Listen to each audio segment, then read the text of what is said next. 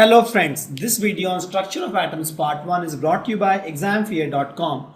No more fear from exam. In this lesson we'll know about the discovery of protons, neutrons and electrons and also their characteristics. We'll describe some Thomson, Rutherford and Bohr atomic models. We'll understand dual nature of electrons. We'll understand the important features of quantum mechanical model of atom. We'll understand the nature of electromagnetic radiations and the Planck's quantum theory. We'll explain the photoelectric effect. We'll also describe atomic spectra. We'll state the de Broglie relation and Heins-Born uncertainty principle. We'll define atomic orbitals in terms of quantum number. We'll state of Bow principle, Pauli's exclusion principle and Hund's rule of maximum multiplicity. We'll also learn how to write electronic configuration of atoms. So having said this, we'll start the chapter. The first question that should come to our mind is, what is atom? Atom is nothing but it is a basic unit of matter. Please note, it's a basic unit of matter and this consists of nothing but a dense central nucleus surrounded by a cloud of negatively charged electrons. So if you see, atom looks like this. This is my nucleus. This is dense. It's very small. And then whatever space you see, the extra space here, right, it's all vacant. It's empty space with electron dangling from here to here like this. They're all empty space. The only dense thing is this guy, one the red, and whatever extra you see is all nothing but the space where you have a high probability of finding electrons. So the way you find electrons is all by probability, and that's how the atom looked like. So if you see, if you compare this dot or the nuclei of the atom with the cricket ball, this size of the atom is nothing but a sphere of radius 5 kilometers. Understand the huge thing here. This is very small. If this is a cricket ball, this is 5 kilometers. That means in the atom, most of atom is nothing but empty space. Please note, most of the atom is nothing but empty space. This is most of the atom. I'll say 99.9% of the atom is nothing but empty space. And then you have small percent, very small percent. You have this nuclei, which is dense, which has protons and neutrons, and then you have a probability of finding electrons somewhere here, and they keep moving. We'll understand this when we discuss the quantum model of atom, how the atom is or how the electrons are distributed across this atom. But just understand, atom is nothing but it's a basic unit of matter. And when I say basic unit of matter, I mean to say, if I have an atom with a particular configuration, with that I can say that this particular object will have X chemical property or X or Y physical properties. So those things we can determine easily if we know the structure of atom. So they are the basic building blocks of a matter, right?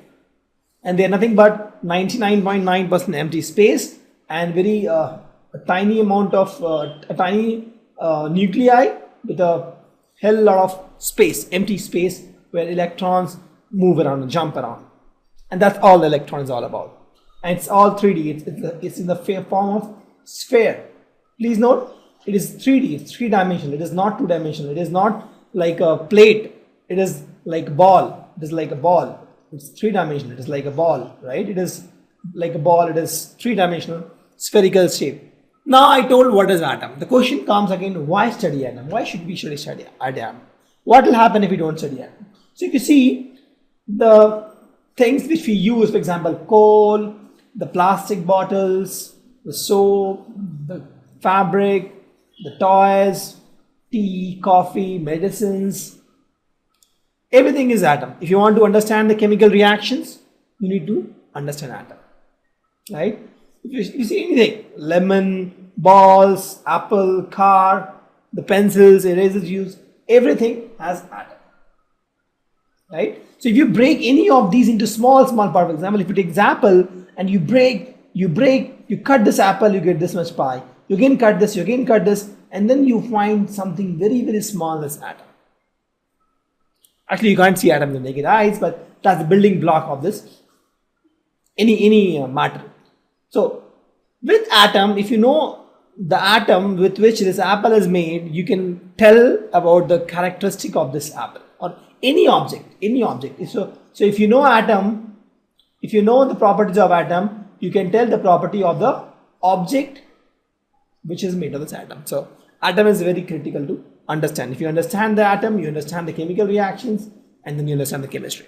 So before we understand the actual picture of atom, which I have shown in the second slide, let's understand the history of atom, how this atom came into picture. Because the processes are not born, right? It takes time to evolve definition of atom, and the same thing happened. So let's study the history of atom. So in 500 BC, this guy, a Greek philosopher, Democritus, this guy told that atom is nothing but uncuttable. And the word atom in Greek means uncuttable. He told that you take anything. For example, you take a mango, right? You cut this mango, you keep cutting it. Till the last point, you find a point where you're not able to cut that with the best possible instrument you have. And that thing will be atom.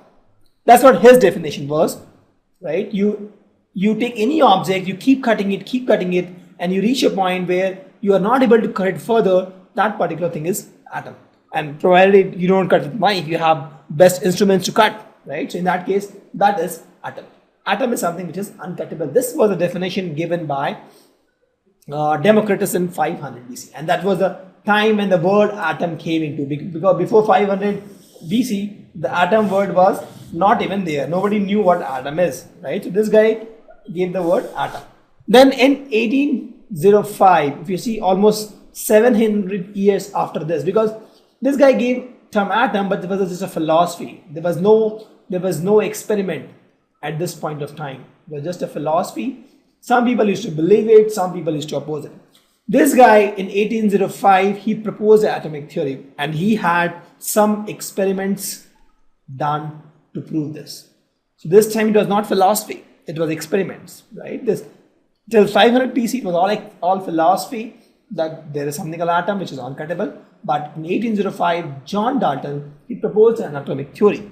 And then in 1850, and I'll explain what John Dalton theory is just after the slide. And then in 1850, this guy, Faraday, he found something called cathode ray tube. And with that, it was easy to discover electrons. The electrons were discovered. And then this guy proposed a model, 1909. Rutherford. Thomson proposed a model, and then in 1909, Rutherford proposed a model of electron. We'll go through all this model one by one.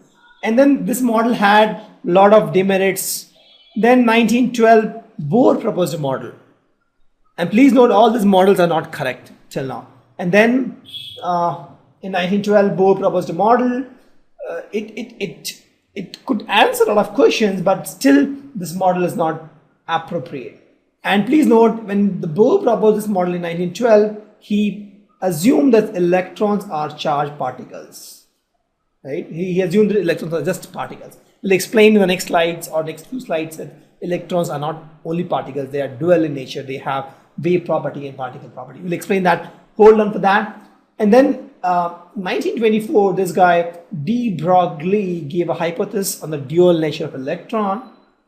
And 1926, very near this guy Schrödinger, he proposed the equation that can tell the path of the electron, where the electron moves. And with that, they came with the quantum model. Right? In 1927, again, this guy Heisenberg, he proposed the uncertainty principle. And in 1932, Chadwick found the neutron. And then this guy found the quantum model. After this, it is not in this slide, but this is the model which is mostly accepted. This was found after all this happened. These guys proposed a model called quantum model of atom. Quantum model of atom. And that is the most widely accepted model for atom today. Right? These are all models, Thomson model, Rutherford model, Bohr model, all these had issues, they are incorrect. The correct model is quantum model of atom. Please understand this. The only correct model is quantum model of atom. All these models, Rutherford, Bohr and Johnson's, are incorrect model of atom. We're just studying this because we want to study the history of atom, but experimentally you can prove that all these three models are incorrect.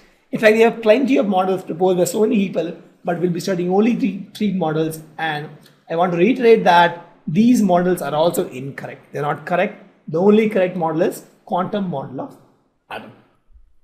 Thank you. Visit examfear.com to watch free educational videos, try free online tests, get the best quality study materials, study from the best tutors and mentors, and much more. Thanks once again.